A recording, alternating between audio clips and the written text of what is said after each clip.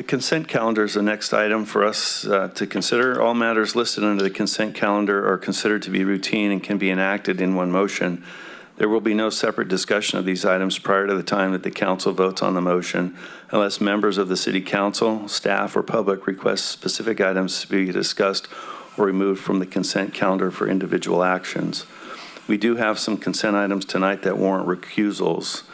Items 10, 11, and 16 and 15 have been suggested for removal. Any others? Okay, seeing that there aren't any, is there anybody from the public that would like to speak on the remaining council or consent calendar items that I haven't mentioned?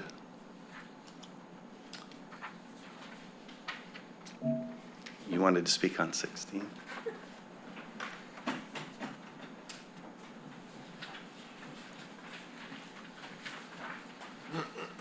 Sorry, I didn't see that was a consent item. I thought that was a regular item. Sorry about that.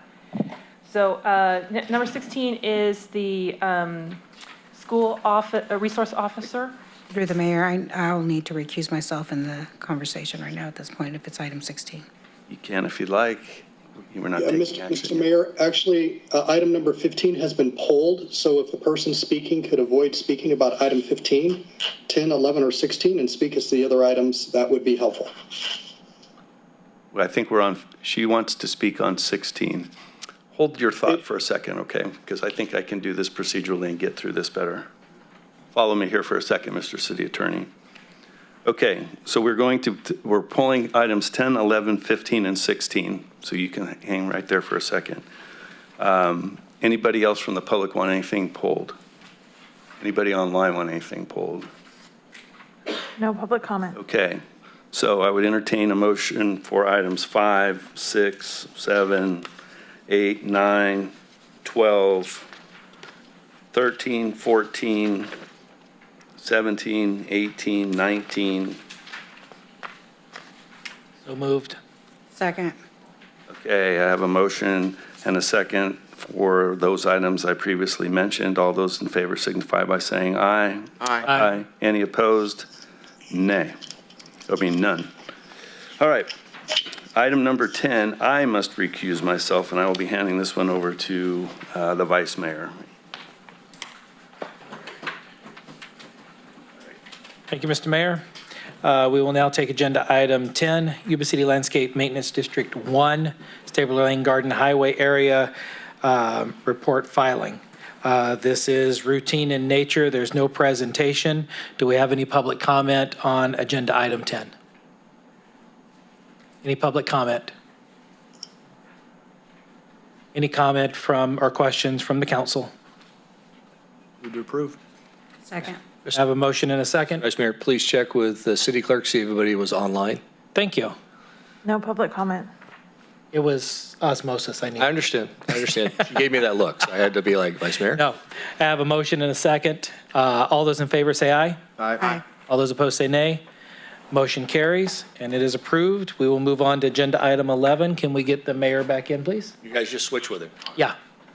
Gotcha. And myself and Councilmember Harris needs to step out on 11. I'm sorry? And through the mayor, to be clear, the basis for recusals are that the people recusing themselves are actually in those districts. That's correct. All right. Item number 11, Yuba City Lighting and Landscape Maintenance Districts, numbers 2, 3, 4, 5, the Town Center, 69 subdivisions throughout Yuba City, and Yuba City Lighting and Landscape Maintenance District, number 6, Commercial District report filing. No report. Vice Mayor Shaw and Councilmember Harris are recused. Motion and a second. Do we go to the public first, Mayor? Can't do that. Yep. Sierra? Nope. Thank you. Actually, we do have somebody that wants to speak on 14, but I think we're past that at this point. We are. Okay. There's no public comment. Okay, in the audience? All right, then let's revisit number 11 for a So motion. moved. Motion. Second. Have a motion and a second on item number 11. All those signify by saying aye. Aye. Any opposed? Hearing none, number 11 passes. Okay. We're back. Get Mr. Shaw for us. Yep, he's right there.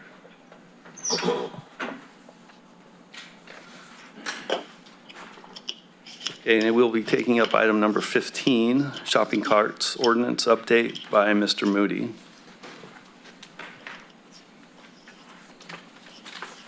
All right, so good evening, Mayor, members of the council. So the item before you tonight is in regards to the adoption, the consideration of the adoption of the shopping cart ordinance, the amendment to the shopping cart ordinance. And so this item's been before you before. The history, originally it was the ordinance, the existing ordinance was put into place in 2017, became effective 2018. We went through a process in September 2020 to give direction to modify it. In November of 2020, we had a workshop with the businesses. And then recently in May, we introduced the proposed ordinance with updates basically to help align with the community and business needs to try to find that balance. And so what's before you tonight is really the final phase of updating this amended ordinance to find that balance. And so with this being the second reading, I'd be happy to go into detail, and I'll glance over some of the history of the existing ordinance and get into what's proposed. So what's proposed tonight and with this final ordinance is it will a little more clearly outline the law and consequences regarding the penalties associated with the ordinances. It modifies the cart threshold numbers to aid small and new businesses. It modifies the retrieval period from 24 to 72 hours to be more realistic with what it takes to retrieve the carts, to coordinate the response and actually have a contractor or the business notified to come get it. And then we also have a, here we go. I messed it up. There we go. And then we require the businesses, and this is one of the big ones, is that the larger businesses that have 150 more carts, that they will be required within a 1-year period to implement some sort of cart containment system. And that takes the shape of different means. Typically, we see it with a wheel lock system or some sort of, everything from high bars and cables or some, but it's open, but typically that's in some sort of wheel locking system. And then it also helps new businesses that they are treated all the same. So the new businesses will have the ability to implement at these thresholds, not just be required for the cart containment system. And so here's the new table that outlines what that is with the plan that would be required and a point of contact and the thresholds. There are 9 businesses that have more than 150 of those 9 businesses. We have 5 that have not put the containment system in place, but there's been contact with them specifically, and most of the feedback has been if it's a requirement, it's a part of our business. And so we've coordinated with those businesses to let them know that the city's in the process of updating that and have given them chances to provide feedback. So with this, I just wanted to, last time there was some discussion on the penalties and the city's efforts to align with the municipal code and the state code. And so in the ordinance, there's 2 parts. One part is regarding persons that violate the ordinance, and it goes under an infraction where there's 2 infractions, then the 3rd time is a misdemeanor, and then it follows the city's current municipal code, Title I, regarding the costs for that. I think it's 100, 200, and then goes up. And then you have the business violating the code, which would be then considered an administrative citation with a max of $50 per day. And so with that, I'd be happy to answer any questions or go into any more specific detail regarding the ordinance. Any questions for Mr. Moody? Okay, I'm going to provide a few comments as the person that pulled it. Number one, I'm not against trying to contain the shopping cart portion in the city. In fact, I support efforts that do that. However, I feel, and have said this before and just want to make sure I say it again, that I feel this is an extra burden on business. We're actually potentially penalizing the business for having their properties stolen. That just doesn't feel right to me. It's a cost to the business. They have to either hire someone to go get the carts or spend a significant amount of money to put cart control on here. It doesn't penalize the actual offender. And frankly, I think it's in contrast to one of our stated priorities of being open for business or business friendly. Again, I get the fact that we've got a shopping cart issue, but I'm also concerned that it's going to already task an overburdened police department and code enforcement. Those are my comments. Certainly entertain a motion. Mr. Mayor, Yes, may I suggest opening the matter up to the public before making a motion? you certainly may, as usual. See, anybody online? No public comment. Thank you. Anybody in the audience? All right. Have a motion by Councilman Harris for approval. Have a second by the Vice Mayor. All those in favor signify by saying aye. Aye. Opposed? No. Thank you, Mr. Moody. Thank you. Next item is item 16. Record will reflect that Councilwoman Espandola has recused herself. It's renewal of an agreement between the City of Yuba City and the Yuba City Unified School District for the various service of the school resource officers. Mr. Chaffin, we probably need to explain Councilwoman Espandola's recusal. Thank you. Councilmember Espandola has received income from the school district within the last 12 months, and as such is recusing herself to make sure that the process is clean. Thank you. Thank you. Item 16, no presentation. Any comments from the public? Yep. Sorry for making you get up there earlier.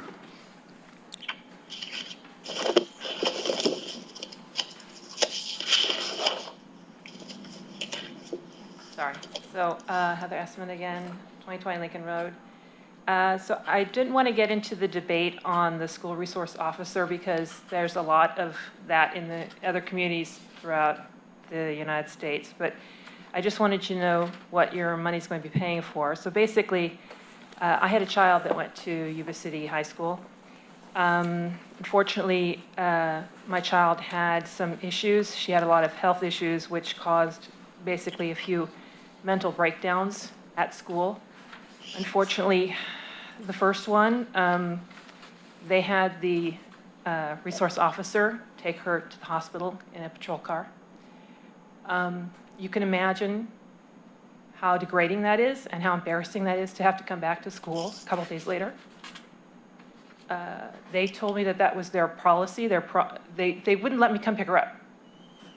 They said that their policy is that the resource officer has to take her to the hospital. There's no other way to process that. And I just wanted you to know basically what your money's paying for. You don't seem to have any say as to where the money's going to, except that you say that it's for a resource officer, but it doesn't sound like you're making any stipulations on that. So I just wanted you to know that. Thank you. Chief, maybe you could help or explain what the money's going for that we are allocating for the school resource officer. We will not be able to talk about a policy that the school has in regards to transportation. I'm sorry that your daughter had that experience. I sympathize with you as well. Mayor, just to talk briefly about it, the school resource officers, we have 2 of them that are appointed by the police department and the school district in conjunction. So what this is paying for is 50% of the salary and 15% of the administrative costs. They basically are officers that are assigned to River Valley High School, Yuba City, but they provide services to all the different agencies or different schools within the north and south. They're split up. We respond to all types of calls that happen at the schools, areas around the schools. They provide extra security for the schools in case of an active shooter or something like that. They also provide training for gangs through the GREAT program. And basically they save the department a lot of time by responding to calls at the school by being there and able to handle the calls and not have an officer pulled in the street out of his vehicle for an extended period of time, which basically renders them not able to answer calls within the area. Okay. Thank you, Chief. Action from the council on item number 16. Through the mayor, Yes, sir. I'd like to adopt a resolution to city to approve school resource officer agreement with the city of Yuba City District and also authorize the chief financial officer to make budget adjustments as necessary. All right, before we get a second, I have failed again to invite public comment other than Ms. Esmond. So is there anybody else in the audience that would like to speak on this matter? Online? No public comment. Okay. Have a motion by Councilperson Kirchner. Through the mayor. I have a question before we follow up with the motion. Chief, it's actually directed to you. I'm just, with our relationship with providing the school resource officers, whose supervision are they under, the school, or do they maintain under your supervision as chief? They're under the department's Okay, supervision. I wanted to make sure we understood that and that the school isn't directing those officers, but you are as their chief and they're still a sworn officer. Yes, they're still a sworn officer, and they report to a lieutenant who is in charge of those two particular officers as well. And they do follow all the policies and procedures of the department as well. Okay, thank you, chief. I'll second the motion. We have a motion by Councilperson Kirchner, second by the Vice Mayor. All those in favor signify by saying aye. Aye. Opposed? Hearing none, that motion passes.